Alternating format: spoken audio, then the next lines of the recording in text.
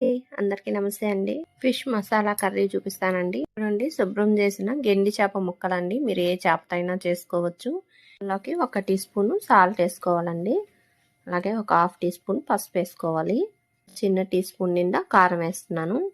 కారం వేసి ఈ ముక్కలకి పట్టే విధంగా బాగా రుద్దుకోండి. కదిలించుకొని పక్కన 10 నిమిషాలు పక్కన పెట్టేసేయండి.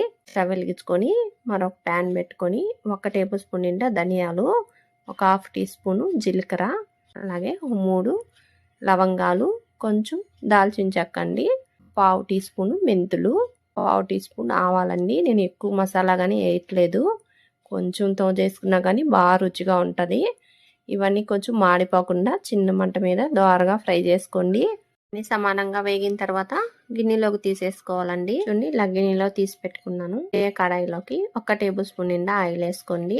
ఒక పెద్ద సైజు ఉల్లిపాయని ఇలా చిన్న చిన్న ముక్కలకు కట్ చేసి ఇవి కొంచెంసేపు బాగా ఫ్రై చేసుకోండి.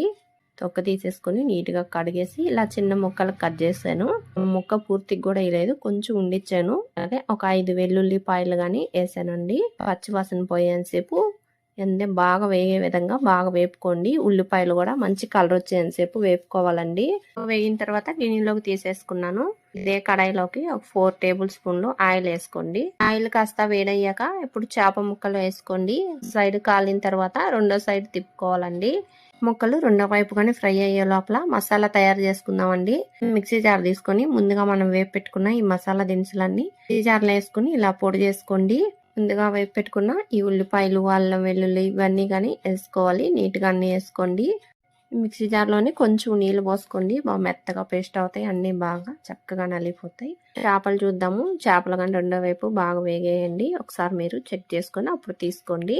ఇదే ఆయిల్లోకి పచ్చిమిరపకాయలండి, అలాగే ఒక రెమ్మ కరివేపాకు కానీ వేసుకొని ఇవంతా బాగా కొంచెం బాగా వేగే విధంగా 1 నిమిషం బాగా వేపుకోండి. మసాలా పేస్ట్ అంతా నీట్ గా ఆయిల్లో వేసేసుకోండి. ఆయిల్లో వేసుకొని ఇలా బాగా వేపుకోండి. వేపుకొని పసుపు అండి ఒక టీ స్పూన్ వేసుకోవాలి. అలాగే మీరు తినగలిగినంత రుచికి తగినంత కారం వేసుకోవాలండి. చింతపండు రసం అండి, ఒక నిమ్మకాయ అంత సైజులో చింతపండు నానబెట్టుకొని 1/2 గ్లాస్ అండి నీళ్లు పోసుకుంటున్నాను.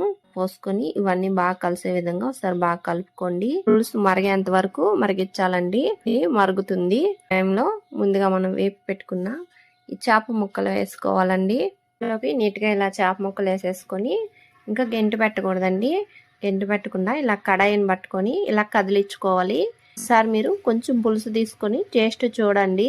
ప్లేట్ పెట్టి కాసేపు కూర ఉడికి దగ్గర పడి ఆయిల్ పైకి తేలద్దండి. అప్పుడు వరకు ఉడికించుకోవాలి. కొత్తిమీర ఆకేసేసి